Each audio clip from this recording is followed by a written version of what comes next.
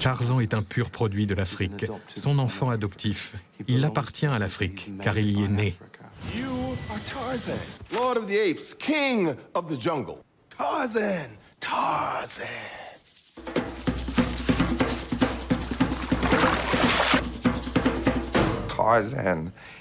Tarzan a une intelligence et une sensibilité hors du commun.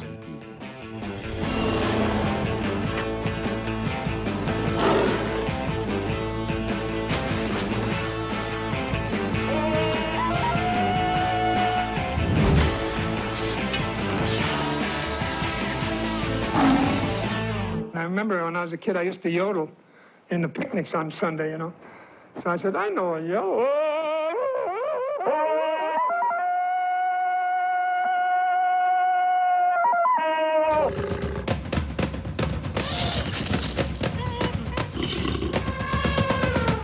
Riceboro présente Tarzan comme un demi-dieu. Il ressemble à Apollon. C'est le dieu du soleil, des gorilles, le dieu de l'Afrique.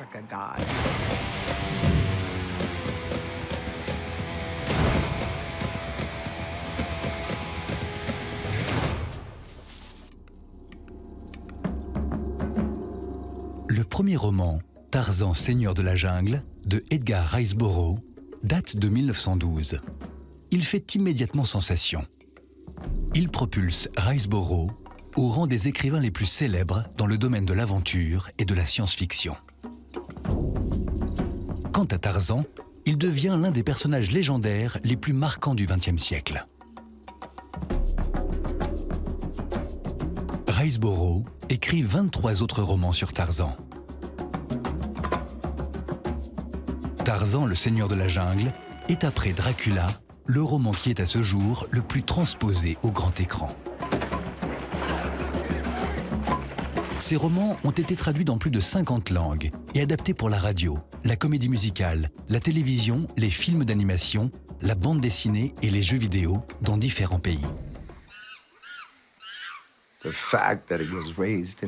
Il a été élevé dans la jungle. Mais il n'est pas le super-héros classique. Il est humain. Il est fort, mais il peut être blessé. Il ne peut pas voler ou escalader un gratte-ciel. C'est juste un simple mortel. Et justement, cet humain qui vient de la nature, il prend toute sa force de héros parce que c'est celui qui réussit à passer d'arbre en arbre, à être très proche des singes et avoir une conversation avec eux. Mais dans la proposition de Burroughs, c'est quand même de montrer qu'un homme peut être élevé par des singes. Alors ça, c'est toute la question effectivement de Tarzan, c'est-à-dire comment est arrivée cette idée de créer cette légende à Burroughs. Riceboro n'a jamais mis les pieds en Afrique. Sa vision de l'Afrique, comme celle de la plupart des films de Tarzan, est celle d'une Afrique sortie de son imagination. On sait que l'écrivain a lu les récits coloniaux de l'époque parlant de gorilles, de cannibales et d'explorations en tout genre. Il s'est aussi inspiré des mythes et légendes parlant d'enfants élevés par des animaux sauvages. La célèbre histoire du livre de la jungle de Kipling, publiée 20 ans plus tôt, est un autre pilier de son imaginaire. They call it the Dark Continent, Africa, where death wears a bright mantle, where beauty has fangs. Ancient, mysterious, terrible is the lore of Africa. Nous sommes en 1912. L'Afrique a été découverte depuis belle lurette, mais n'a guère préoccupé l'Amérique, jusqu'à ce que les Afro-Américains du Sud migrent en masse vers le Nord. Ils attirent la curiosité des Blancs du Nord, moins rétrogrades que ceux du Sud. Donc, l'Afrique est à la mode et frappe l'esprit des Américains. L'Américain moyen n'avait pas la moindre idée de ce qui se passait en Afrique en termes de colonisation. Et notamment que les colons européens réduisaient les peuples africains à l'esclavage sous couvert d'une mission civilisatrice. Le principe était d'aller en Afrique pour éduquer les Africains, les convertir au christianisme et offrir les lumières de la civilisation à ce continent des ténèbres. On n'aurait pas pu inventer Tarzan dans le contexte colonial qui était tel au début du XXe siècle en Europe. Par contre, aux États-Unis, ils sont complètement dégagés de cette question-là. Les Américains sont peut-être des impérialistes, mais ne sont pas des coloniaux. C'est pas la même chose. Et dans cette époque de ce début du XXe siècle, eux ne sont ni allemands, ni anglais, ni français, ni belges, etc. Ils ne se partagent pas le gâteau. C'est pas du tout leur préoccupation.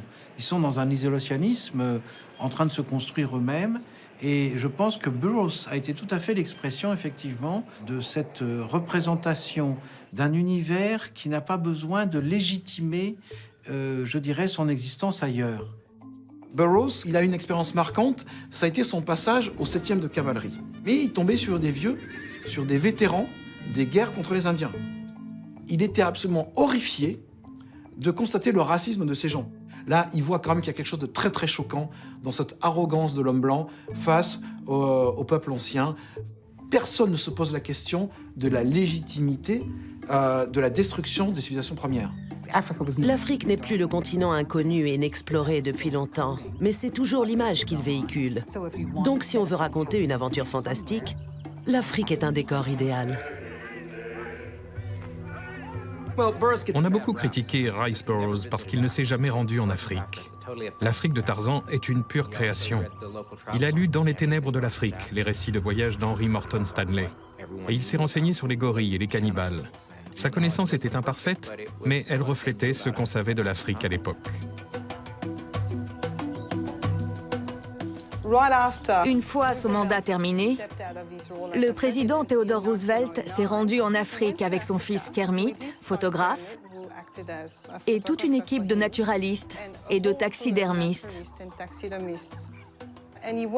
Pour le compte du Smithsonian Museum, il a tué plusieurs animaux et les a ramenés en Amérique. Ces récits ont contribué à bâtir l'image d'une Afrique, véritable terrain de chasse, où l'homme blanc pouvait faire preuve de sa virilité. Publiés sous le titre « Mes chasses en Afrique », ces récits ont eu un succès phénoménal. Le livre « Mes chasses en Afrique » de Theodore Roosevelt replace l'image traditionnelle du cow-boy américain dans le contexte de l'Afrique sauvage. Il faut noter l'ouverture de la galerie des mammifères au Musée américain d'histoire naturelle et la découverte du tombeau de Toutankhamon. Tout cela alimente la fascination pour cette Afrique exotique. Ce qu'a écrit Rice Burroughs, personne ne l'avait fait avant lui. Bien sûr, il y avait les romans à deux sous, les récits d'aventure, Jules Verne et la science-fiction. Mais Rice Burroughs leur a ajouté une dimension héroïque. Rice Burroughs a envoyé son manuscrit à l'éditeur du magazine All Story. Il l'a lu d'une traite et a adoré. Il l'a donné à ses collègues qui l'ont tous lu. Plutôt que de le publier en plusieurs numéros, ils l'ont fait paraître sur le numéro spécial d'octobre 1912. La réaction ne s'est pas fait attendre, c'était l'enthousiasme. Ils ont été submergés de lettres de fans qui en redemandaient. Les journaux de tout le pays ont publié l'histoire par épisodes de quelques pages. Donc, dès le début, Tarzan a eu un impact majeur en Amérique. Écrire était sa dernière échappatoire. Il lisait les magazines à sensation et s'est dit « Je peux faire au moins aussi bien qu'eux ». Tarzan est né dans la jungle après un naufrage. En tant qu'être humain, son monde, c'est là, je ne connais pas la civilisation. Donc, quand il est découvert 20 ans plus tard par un explorateur belge qui lui dit « Ces singes ne sont pas ta famille. Ta famille, c'est eux. » En lui montrant le médaillon, il ne comprend pas. Pour lui, sa famille, ce sont les singes. That is your mother, that is your father, I tell you. Family, John. Mother, father, family. Durant son enfance chez les singes, Tarzan se considère comme un singe inférieur. Il est un gringalet chétif et blanc. Et ce n'est que lorsqu'il aperçoit son reflet dans une rivière, à côté de celui d'un autre singe, qu'il comprend qu'il est très différent. Quelques années plus tard, il découvre les livres d'images de son père et voit un homme à côté d'un singe. Il se dit « Je suis un être humain, je suis supérieur ». C'est une révélation pour lui. Et par celle-ci, Rice Burroughs reproduit ce qu'on pensait de l'évolution à l'époque. C'est l'éveil intellectuel du jeune Tarzan qui réalise qu'il est un homme.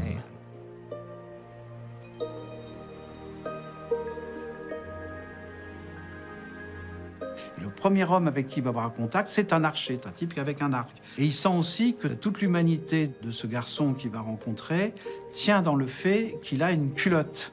À la différence de Tarzan, qui est tout nu en réalité. Il est encore nu jusqu'à la rencontre avec cet humain, qui est le premier à respecter la pudeur, enfin la pudeur humaine en tout cas. Il a compris que la culotte avait un sens d'humanisation très fort. Et sa grande victoire, c'est de lui piquer cette culotte, de l'enfiler. Et il devient humain à partir du moment où il a un slip.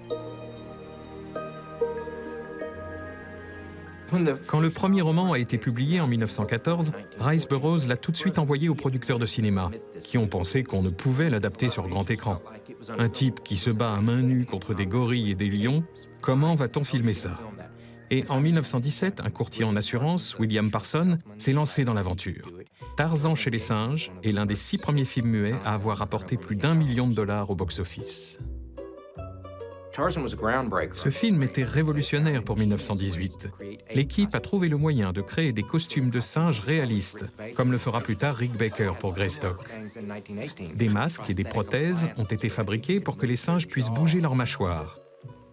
Des dresseurs de lions ont été embauchés comme doublure pour les scènes de combat.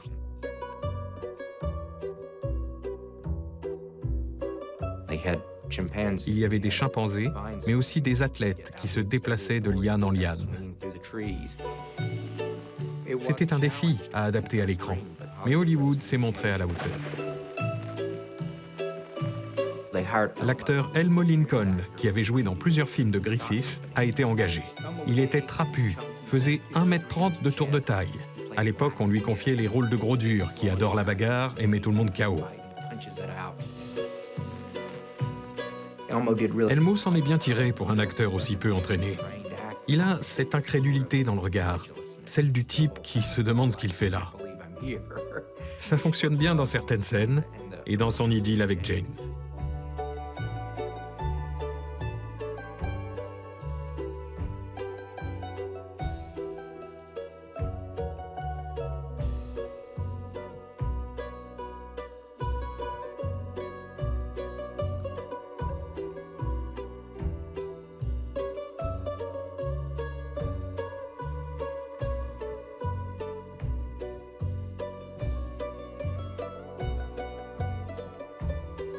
Alors ce film a la particularité donc de coller vraiment très fidèlement au roman. Je n'ai jamais trouvé de trace d'une critique de Burroughs envers le film de 1919. Je pense qu'il avait apprécié. Par contre, il a été très critique pour la série de la MGM. Une fois le succès de Tarzan garanti, Rice Burroughs fait preuve d'une grande sagacité financière. En 1923, il crée une société pour gérer les droits de son personnage, ce qu'aucun écrivain n'avait fait avant lui. Il dépose le nom Tarzan comme une marque et touche une commission sur les ventes d'un grand nombre de produits dérivés. Sont ainsi lancés du pain de mie Tarzan, mais aussi des crèmes glacées, des maillots de bain, de l'essence, des jouets et des jeux, tous à l'effigie du personnage. Rice Burroughs lance ensuite un programme radio dans lequel les rôles de Tarzan et de Jane sont joués par la fille et le beau-fils de Jim Pierce, qui a incarné lui-même Tarzan à l'écran. Mais l'une des adaptations parmi les plus prolifiques et lucratives est celle qui touche la bande dessinée à partir de 1929. À l'époque, ce nouvel art populaire est encore à ses débuts. Tarzan a eu un succès phénoménal. C'était le Harry Potter de l'époque. Le transposer en bande dessinée s'est vite imposé comme une évidence. C'est Hal Foster qui a été embauché pour adapter le premier roman, Tarzan le Seigneur de la Jungle. Une planche en noir et blanc était publiée chaque jour dans les grands quotidiens.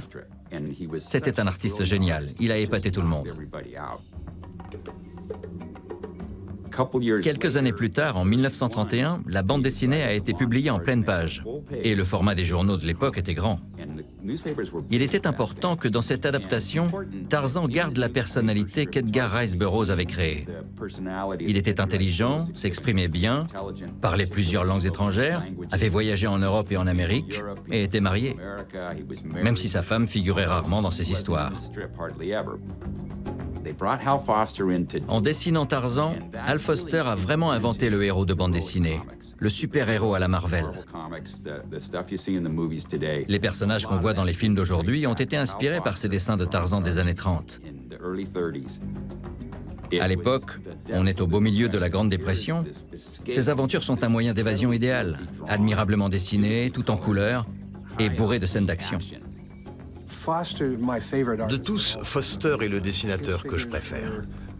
Ces personnages portent en eux un certain idéal.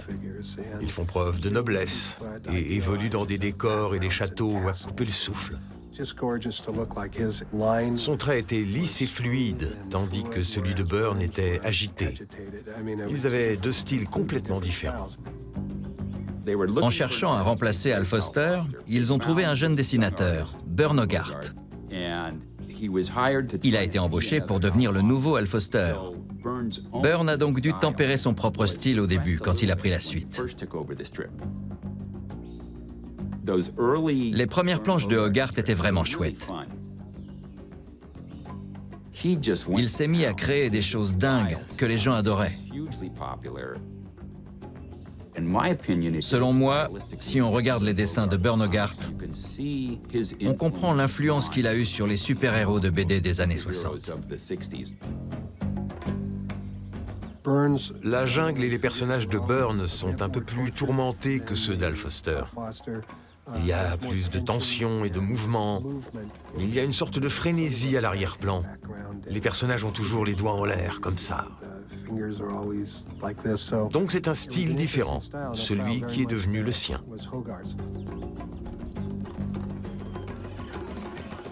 Byrne Hogarth est un dessinateur encore inconnu à l'époque. Et Tarzan va faire sa gloire, mais lui aussi va participer à la gloire de Tarzan, parce que ça va être probablement le plus marquant de tous les dessinateurs de Tarzan. Il a un style très dynamique dans les corps.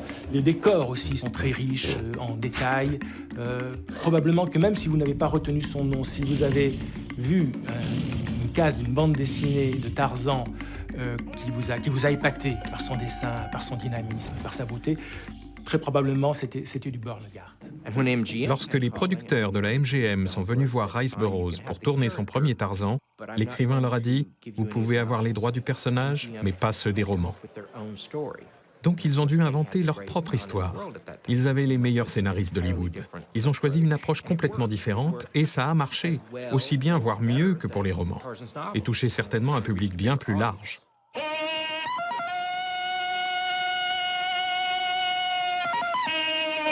Tarzan l'homme-singe était une superproduction MGM destinée à tous les publics.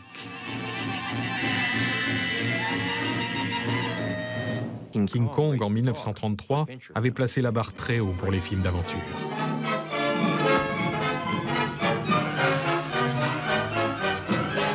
Wild, weird, wonderful, the stuff for which movies were made. Adventure, to make you wonder if it's true, while your eyes convince you that it is. Truly, the thrill of thrills. Donc, quand ils ont tourné Tarzan et sa compagne, les producteurs savaient qu'ils devaient jouer sur tous les tableaux, faire feu de tout bois. Danger, violence, sexe. Love, my wife. Ils ont fait appel à une multitude de procédés pour dynamiser l'action du film. On l'a comparé à un spectacle des arènes romaines. Les critiques ont prévenu, n'amenez pas vos enfants. Dans la scène finale, les lions attaquent des humains et les éléphants se battent contre des lions. C'était une bagarre déchaînée. On ne reverra jamais une telle chose. Ça n'en était pas moins captivant.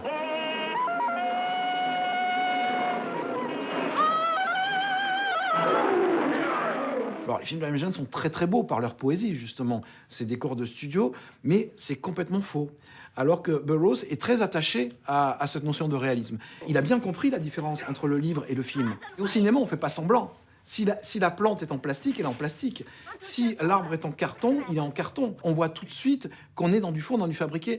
On ne peut pas tricher comme en littérature, parce qu'il y a la dimension photographique de l'image.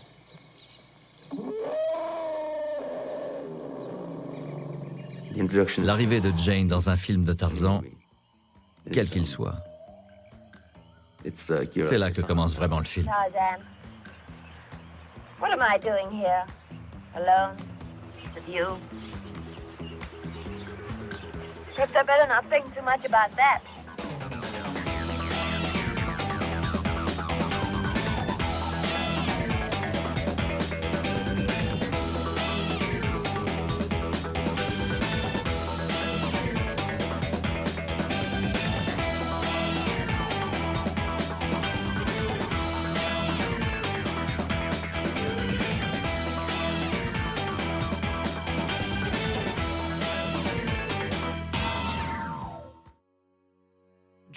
Faire jouer Johnny Weissmuller avec Maureen O'Sullivan s'est avéré une idée de génie. C'était un casting de rêve. Johnny n'était pas un acteur professionnel, donc il a abordé le rôle de manière intuitive et spontanée. You can't get around me like that.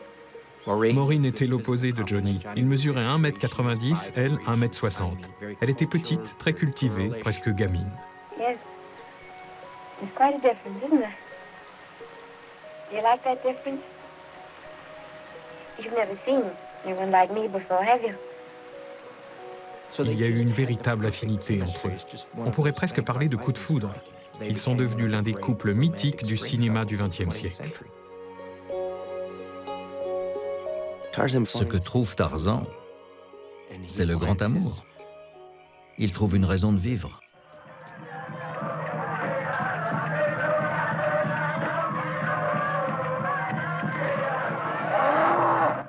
Tarzan aime Jane.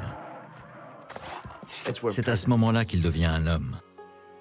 Lorsque Jane apparaît, il découvre son humanité et devient bien plus que le roi de la jungle.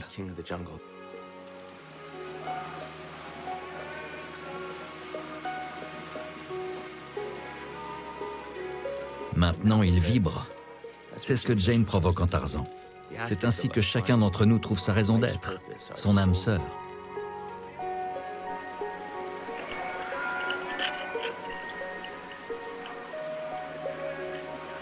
This was my father's. I want you to wear it. Always. Always. Et elle le fait basculer. I don't think you better look at me like that. Far too attractive. I love saying things to a man who can't understand. He doesn't even know what kisses are. Love it. I dare say you would. Lorsqu'on revoit ses anciens films, les premiers Tarzan, il se dégage une véritable sensualité. Tarzan et Jane sont vraiment sexy. Dans leur dépouillement originel, c'est à la fois libérateur et beau. Ça a été, dans ces années, je sais pas, 1920, quand c'est sorti, ou 30, ça a été des moments où Tarzan, dans le fond, c'était une érotisation de la vie sauvage. C'était les premiers sauvages blancs, finalement, c'est de Jane est blanche et Tarzan est blanc, qui étaient au sein de la forêt tropicale humide, toujours vierge, à 3 étages. L'une des choses qui m'a toujours plu dans ce film, c'est cet extrait censuré où l'on voit Tarzan et Jane qui nagent nus sous l'eau. La nudité et la sexualité qui s'en dégagent font partie de Tarzan. Cela disparaît après le code Hays, mais j'ai toujours pensé que ces deux êtres ne seraient pas restés ensemble s'il n'y avait pas eu une grande affinité sexuelle entre eux.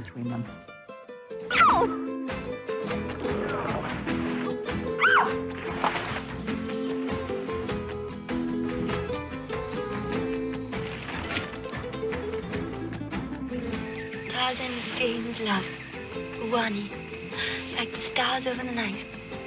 like the air to breathe. Tarzan makes me alive. Stop it!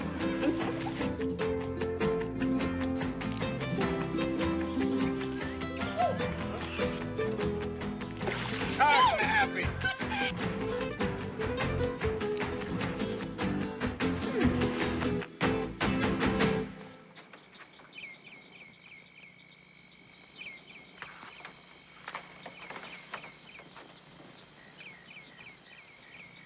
Les producteurs de la MGM ont créé un Tarzan sauvage un peu simplet, qui grogne et qui crache.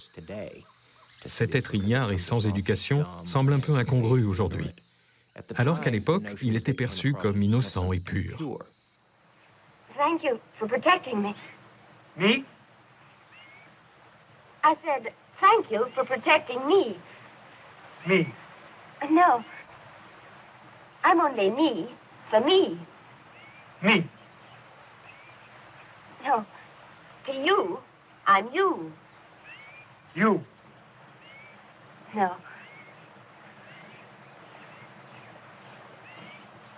I'm Jane Parker. Understand? Jane. Jane. Jane. Jane. Jane.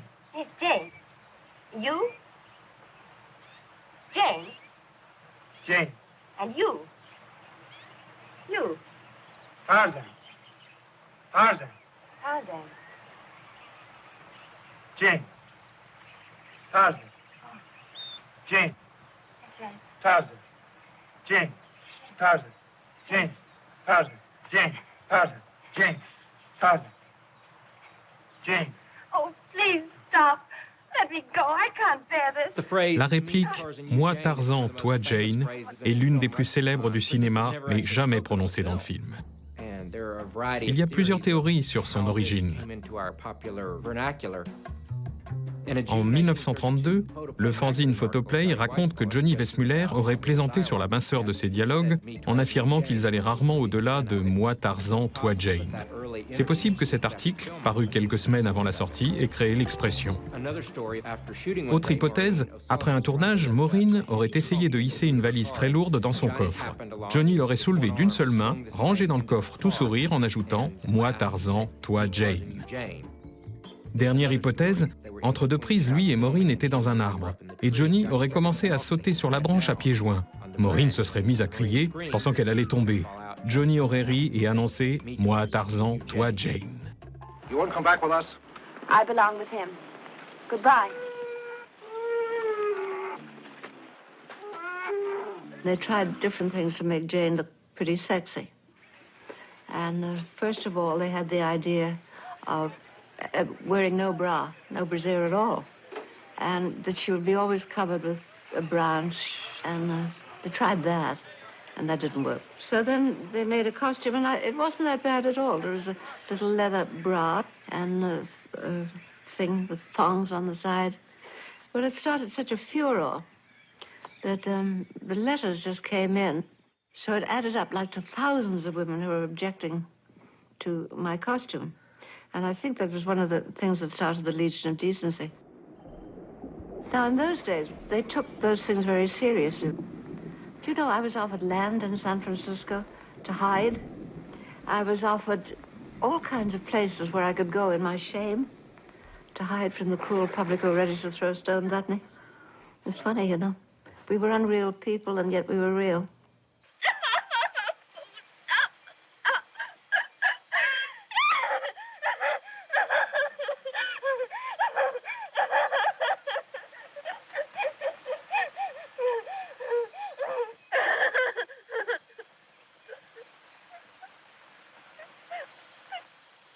Alors en dehors de l'aspect poétique, de l'aspect aventureux des deux premiers films et de la grande qualité de leur réalisation, on a effectivement un érotisme très prononcé qui va complètement disparaître une fois que le code ICE va être mis en place. On sent bien qu'il y a une vraie tension sexuelle entre les deux personnages et ils sont pratiquement nus. Ils ont juste une petite ficelle. La cuisse est entièrement dénudée. Il y a juste un bout de cuir qui tombe devant et derrière. Et quand le code va être mis en place, à partir du troisième film, c'est comme s'ils avaient des couches culottes de bébé, quoi. Ça descend jusqu'aux genoux et ça remonte jusqu'à la poitrine quasiment Et après, ça va servir à cacher le gros ventre de Johnny Weissmuller quand il va prendre du poids. Mais c'est vrai qu'il est plus sexy du tout. Ensuite, on va rajouter l'enfant, alors qu'il n'est pas né, évidemment, d'un accouchement, il tombe du ciel. Hein, parce que comme ils ne sont pas mariés, il faut respecter tout ça. Et on va effectivement avoir une diminution du niveau de la violence, une diminution du niveau de l'action, et une suppression totale de l'érotisme pour en faire une sorte de produit tout public, de produit familial. Mais on peut dire que c'est le chemin que vont suivre tous les héros classiques tout au long du XXe siècle. Tarzan devient le modèle, justement, du héros aseptisé, mais il ne l'est pas chez Burroughs. Après-guerre, Tarzan est à nouveau censuré, cette fois-ci en France. Son mode de vie débridé dans la jungle est perçu comme ayant une influence négative sur les jeunes de l'époque, lecteurs invétérés du magazine Tarzan. Après la Libération, dans la deuxième moitié des années 40, en France, il y a une vague de protestations contre les bandes dessinées qui englobe différents groupes de pression. Et il devient commun de dénigrer Tarzan et d'affirmer que Tarzan est un danger pour la jeunesse. Les jeunes lecteurs qui lisent les bandes dessinées de Tarzan vont devenir des gangsters. Il va y avoir une commission de surveillance qui va être créée. Et la commission de surveillance française demande à ce que le journal Tarzan s'arrête. C'est une mise en demeure qui est envoyée à son éditeur, Chino Del Duca. Et il va finalement résister à la commission en auto-censurant que très peu, quelques nudités de Tarzan enfant par exemple, ou quand apparaissent des personnages qui s'appellent des ononos, qui sont dessinés par Bernegard. Ce sont des personnages qui sont des grosses têtes sans corps. Et dans l'édition française qui paraît dans Tarzan, eh bien, ils ressemblent, on va dire, plutôt à des pygmées. Tout ça, ça fait qu'on finit par voter une loi contre ce qu'on appelle les illustrés à l'époque. Et Tarzan va être un des personnages les plus souvent cités par des groupes de pression qui vont appeler au vote de cette loi, comme étant un personnage dangereux pour la jeunesse. J'ai là un document officiel publié par le ministère de la Justice nous expliquant pourquoi Tarzan est dangereux pour la jeunesse. Donc on est en 1950. C'est un document qui est envoyé aux éditeurs pour leur expliquer ce qu'il faut qu'ils publient ou ne publient pas. Et Tarzan y est classé parmi les atteintes à la dignité humaine. Il y a lieu de bannir ce genre de personnage en se rappelant que le jeune lecteur est porté à s'identifier au héros de ses lectures et à calquer ses attitudes sur les leurs, en se rappelant aussi qu'une presse enfantine, même non éducative, ne saurait ramener son idéal à l'apothéose de la force physique et de l'animalité. Vers le milieu des années 50, Tarzan disparaît grandement du milieu éditorial français. Et il sort un dernier numéro qui ne fait que 4 pages, c'est vraiment un numéro d'adieu, et puis une page, un grand encadré, intitulé « Adieu à Tarzan ». À nos amis lecteurs et à leurs parents, nous avons été avisés que la commission paritaire des papiers de presse nous retire le certificat d'inscription qui permet à Tarzan de paraître avec les mêmes possibilités que les autres périodiques destinés à la jeunesse. Désormais, Tarzan sera lu dans le monde entier, excepté en France. Bon, nous sommes en 1952, il n'y a que le propre éditeur de Tarzan qui prenne sa défense. Le style de Bernegard a joué en défaveur dans la perception qu'on avait en France de Tarzan auprès des éducateurs et de tous ceux qui ont beaucoup critiqué Tarzan au point de vouloir le censurer. Mais c'est aussi, paradoxalement, les qualités graphiques de Bernegard qui, dans les années 60, vont faire que, enfin, on va reconnaître que la bande dessinée, c'est peut-être un art. En France, la bande dessinée a été très longtemps dénigrée, personne ne la défendait, jamais un intellectuel dans les années 30, 40, 50 n'intervenait pour dire ne disons pas des choses délirantes sur Tarzan, parce qu'on ne défendait pas la bande dessinée, elle n'avait pas de légitimité culturelle. Mais à la fin des années 60, 1967, le Musée des Arts Décoratifs à Paris fait une grande exposition qui s'appelle bande dessinée et figuration narrative. Et dans cette exposition, on voit notamment des cases de Bernegard qui sont agrandies sur plusieurs mètres de large. Et tout d'un coup, on montre aux visiteurs qu'il y a des qualités graphiques qu'ils n'avaient pas soupçonnées. En dépit de ces controverses, la légende de Tarzan dépasse largement les barrières culturelles. Ses romans et ses films ont eu un succès commercial phénoménal. Tarzan est adapté pour Bollywood, il perce en Chine et en Union soviétique, bien qu'on l'accuse d'être un suppôt du capitalisme. Dans certains films, on le voit évoluer dans le New York d'aujourd'hui. Et dans le dernier opus en date, il prend position contre le colonialisme au Congo belge. En plus de 100 ans, le physique de Tarzan a évolué à plusieurs reprises. En 1893, Riceboro se rend à l'exposition internationale de Chicago où il assiste aux démonstrations de force musculaire du père du culturisme, Eugène Sandow.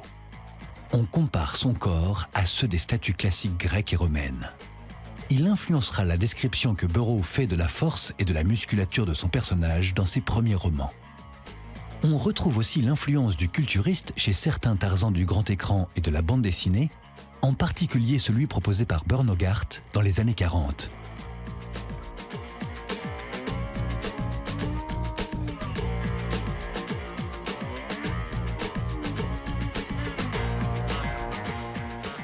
Puis, dans les années 50 et 60, le physique de Tarzan s'écarte de celui de l'athlète accompli, interprété par les nageurs olympiques Johnny Weissmuller et Buster Crabbe.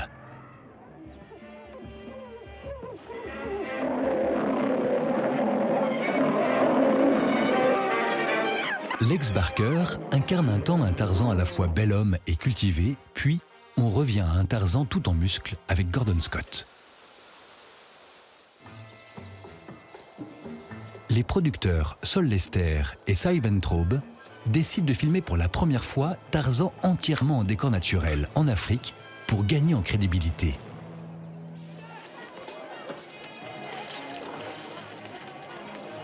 À cette occasion, le personnage de Jane devient beaucoup plus secondaire, permettant à Tarzan de vivre de nouvelles aventures, y compris sentimentales.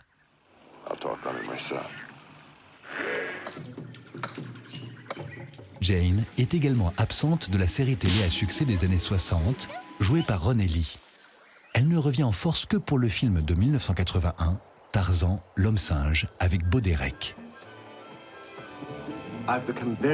Le personnage de Jane tient également une place importante dans le film Greystoke, la légende de Tarzan. Welcome home, Lord Clayton. This is Jane from America. He immediately trusts. Il lui fait confiance parce qu'elle est pure. Son cœur est pur. Ses intentions sont pures. Lui est pareil. La différence, c'est qu'elle vient de la civilisation, mais qu'elle a gardé sa pureté en tant qu'être humain. Lui n'a pas le choix. Il est pur quoi qu'il arrive. C'est un animal, et un animal est pur.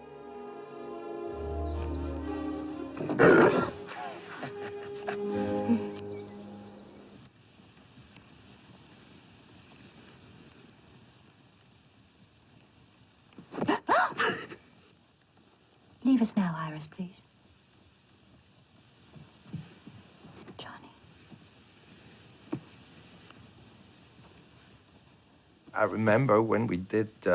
Quand nous avons tourné cette scène d'amour, le réalisateur m'a dit « Tu es moitié singe, moitié être humain. » Donc je ne pouvais pas la tourner de manière classique, en enlaçant Jane et en l'embrassant tendrement.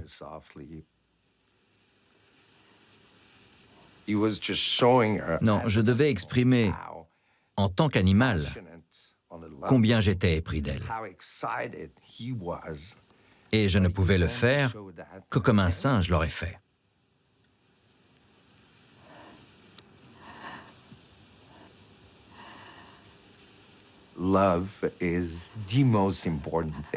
L'amour est la chose la plus importante. Et il n'y a pas d'autre façon pour un singe de dire « je t'aime » que de faire des petits sauts. Et ça en devient une danse d'amour.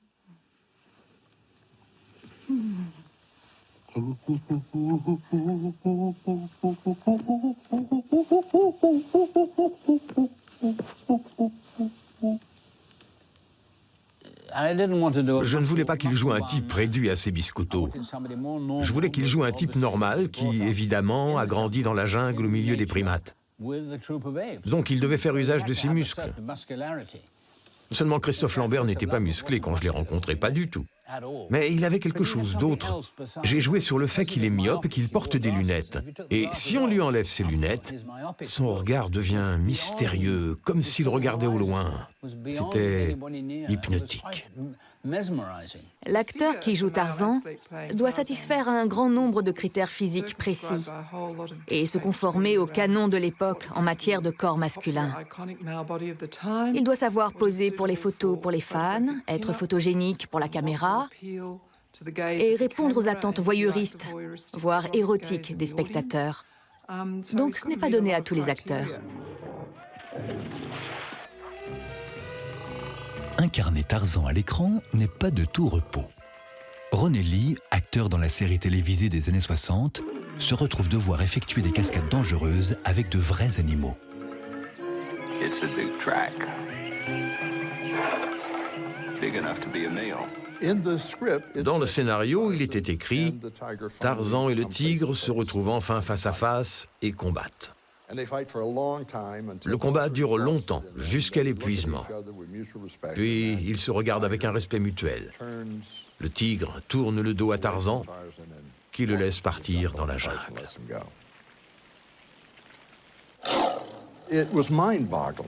C'était hallucinant. Donc, on prépare la scène. Un grillage de plus de 3 mètres est installé autour d'un large périmètre, bardé de 5 ou 6 caméras. Well, I found him. J'ai nourri le tigre et l'ai amené sur le plateau, accroché à sa chaîne. Puis, on l'a détaché et nous nous sommes retrouvés au beau milieu de ce pétrin, lui et moi. Le pire, c'est qu'il était de bonne humeur. Alors j'ai dû me résoudre à faire la seule chose que je pouvais faire pour le forcer à m'attaquer, même si ce n'est pas conseillé. Je lui ai fait face et je lui ai donné un coup sur le museau. Pas fort, mais du style « Je t'aime bien, mon gros minet ». He kills out of fear and hunger.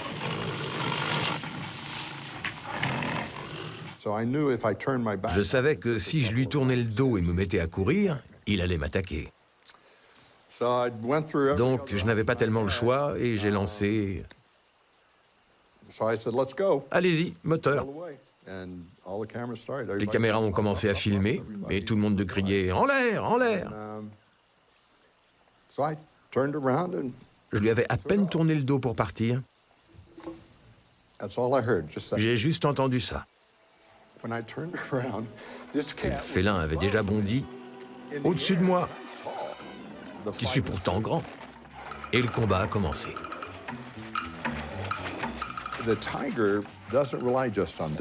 Un tigre ne se contente pas d'éventrer sa victime, il frappe aussi avec ses pattes.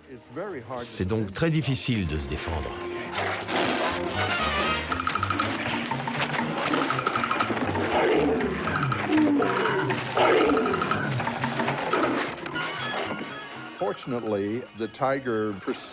Le tigre perçoit d'abord ce que vous faites comme un jeu. Mais quand il décide qu'il a assez joué, alors il passe d'un coup au registre « J'ai faim, je vais te manger ».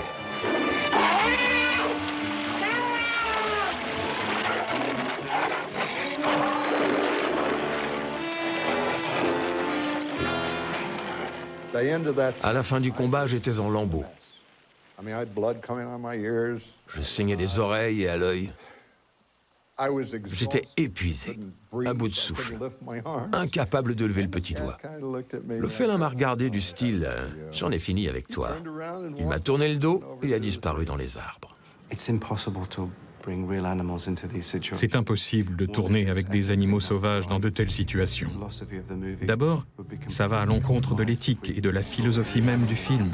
On se compromet si on utilise des animaux qu'on force à faire ce qu'on veut.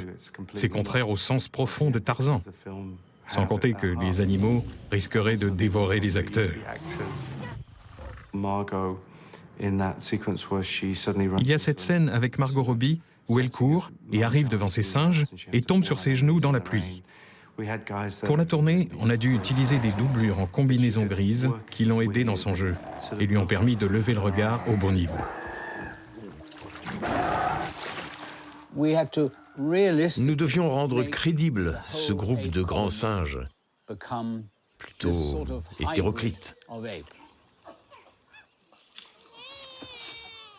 Et nous n'avions pas d'image de synthèse à l'époque. Aujourd'hui, on ferait ça avec des images numériques. Le dernier Tarzan montre des représentations très réalistes de grands singes.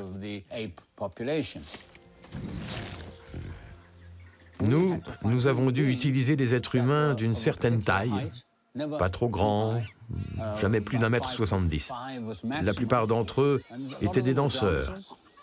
Et nous les avons entraînés pendant 6 mois à respecter la hiérarchie du groupe. Le mâle alpha, les femelles, les enfants. Les seuls vrais animaux que nous avons utilisés étaient les bébés singes. Ils n'étaient pas des chimpanzés ou des gorilles, mais un mélange entre les deux.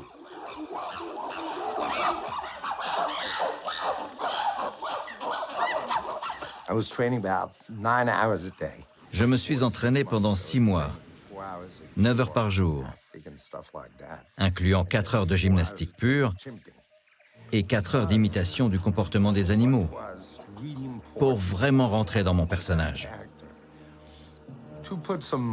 Être musclé comme un singe nécessite de l'entraînement. Et un intérêt tout particulier pour le livre de Darwin, L'expression des émotions chez l'homme et les animaux, paru en 1872, dans lequel il explique que les émotions se sont développées de la même façon chez l'homme et l'animal. Comme nous, l'animal peut exprimer le deuil, la colère, le désespoir, la joie, etc. Et cela s'applique aux films de Tarzan, dans lesquels le personnage fait preuve d'intimité et d'amitié avec ses animaux préférés. Et on sent clairement qu'il partage des émotions.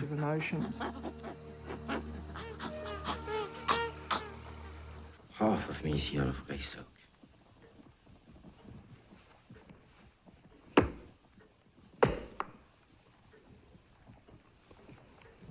The other half is wild. Tarzan est ramené à Londres pour prendre possession de son héritage en tant que Lord Greystoke. Et il découvre dans le laboratoire l'un des grands singes en cage. Et c'est celui qu'il a élevé en tant que père. Il va faire l'objet d'une expérience. Greystoke est furieux et le libère.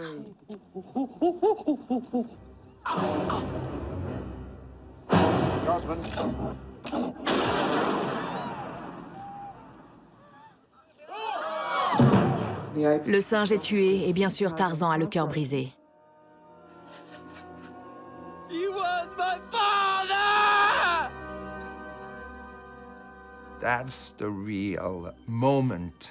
C'est le tournant du film. Il décide que la civilisation, ce n'est pas pour lui. Il ne veut pas vivre avec les êtres humains car ils mentent et ils trahissent. Et c'est là qu'il décide de retourner dans la jungle où, selon lui, réside la vérité.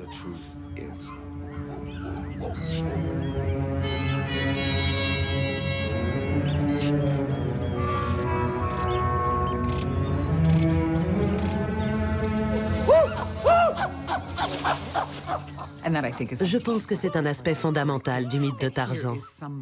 Voilà quelqu'un qui a la capacité de disparaître dans la nature.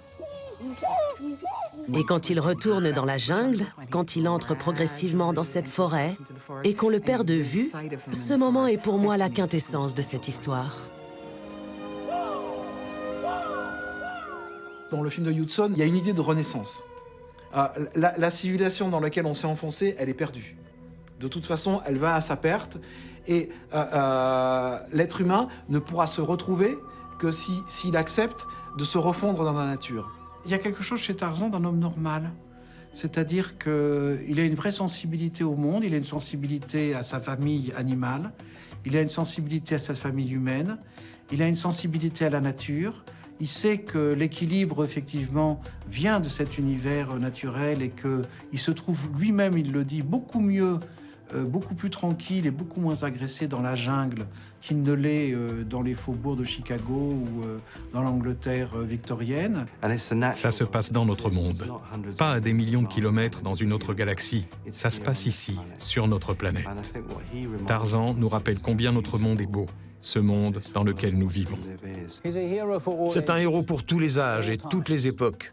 C'était ça, le génie d'Edgar Rice Burroughs.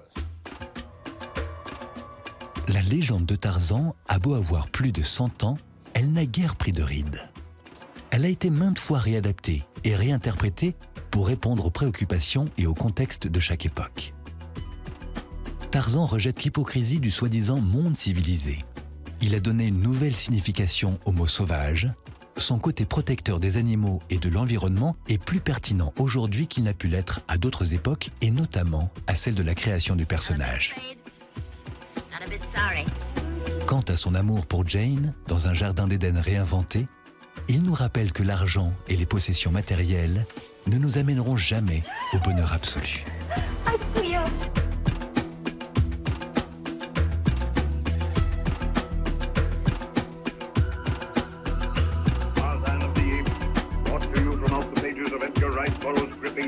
Now, are you ready?